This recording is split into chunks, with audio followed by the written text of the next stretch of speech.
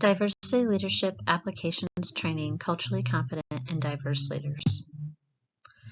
In this video, I'll reference Chin and Trimble's Diversity and Leadership Text 2015, Chapter 8, Applications Training Culturally Competent and Diverse Leaders.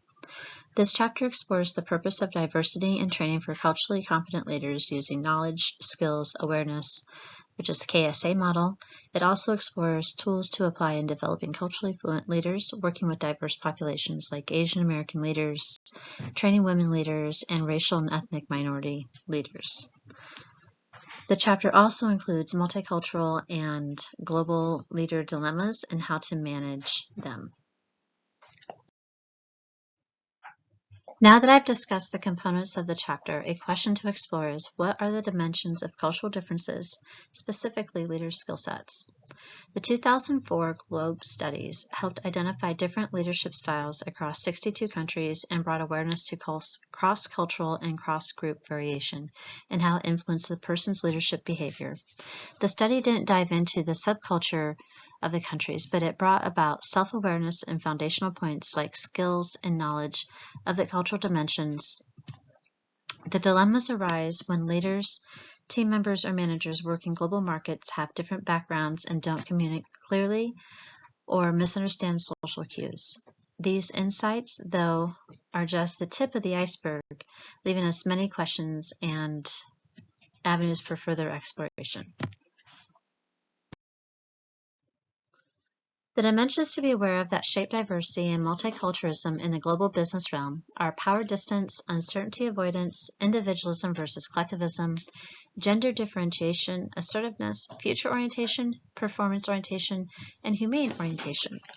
The multicultural and global environment is aligned with broad social goals of valuing diversity as not only good for business, but also for promoting harmonious, diverse, and global society, according to Chin and Trimble, 2015. To understand the dimensions more clearly, I'll walk through them briefly. Power distance can be defined as how well individuals accept inequality in power in the leader-follower relationship. Certain countries have high power while others have low power distance. The United States and Denmark are considered low power, whereas Mexico, Japan, Spain, and Malaysia are high power because high power is more respectful of age, title, seniority, and education. Uncertainty avoidance can be either high or low. In countries where it is high, have strong codes, beliefs, and behavior that align with their societal norms. Low uncertainty countries are more about what is in practice versus principles. It is very lax and unpredictable. Western countries are thought of as individualistic, whereas Eastern countries are thought of as collective. Individualistic folks are more about self-promotion, tend to boast accomplishments, and can be very outspoken. Collectivism is about working collectively toward a goal, working in teams, and not self-promoting, but practicing humility. Gender differentiation is the dimension of masculinity versus femininity. It can also be broken down into Western and Eastern countries.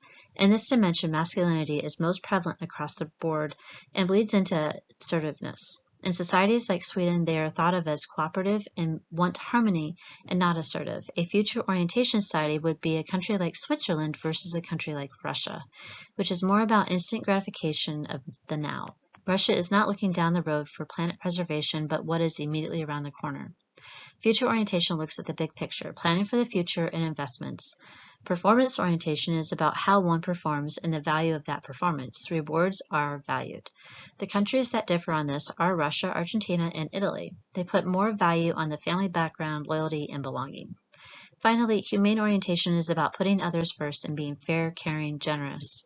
Leaders with a humane orientation in the forefront tend to role model the expected behavior seen as self-sacrificing as a way to promote change amongst the team or who they are leading. To address multicultural and global leader dilemmas, leaders need to self-assess themselves by asking, who am I? Then how to use their moral compass to maintain their authenticity and integrity, manage their interactions with a diverse team, and problem solve. Some of these dilemmas and competencies differ depending on the country of origin and what leaders must adjust for when working with diverse teams, blended with Western and Eastern folks.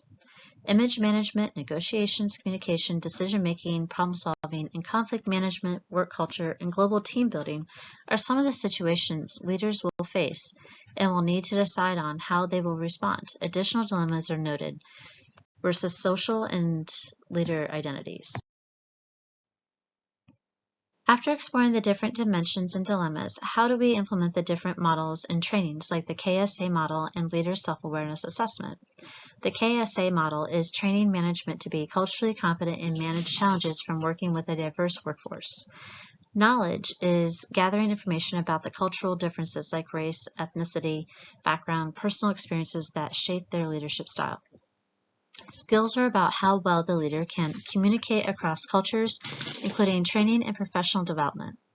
Awareness is being aware of cultural differences, being sensitive to others from differing backgrounds, and valuing those differences. This model has been adapted over the years.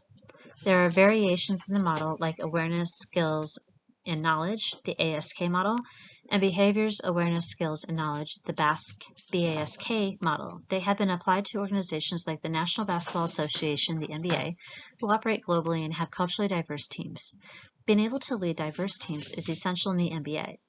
A few more examples come to mind who operate in international markets and are versed in cultural diversity training and have developed programs to manage their global offices and to integrate managers into culture that they are working, like Pepsi Company, McDonald's, and General Electric.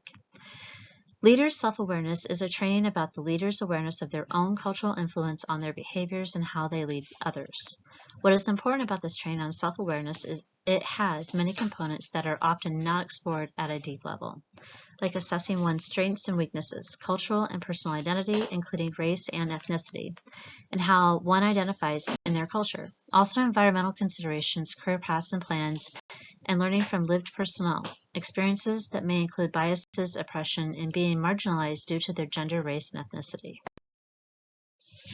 The question is how these concepts related and pertain to managing globally diverse teams. These concepts are all related and intended to develop leaders through awareness, professional development, training, or even targeted training for diverse populations, and the targeted trainings for Asian American leaders, training women leaders, and racial and ethnic minority leaders.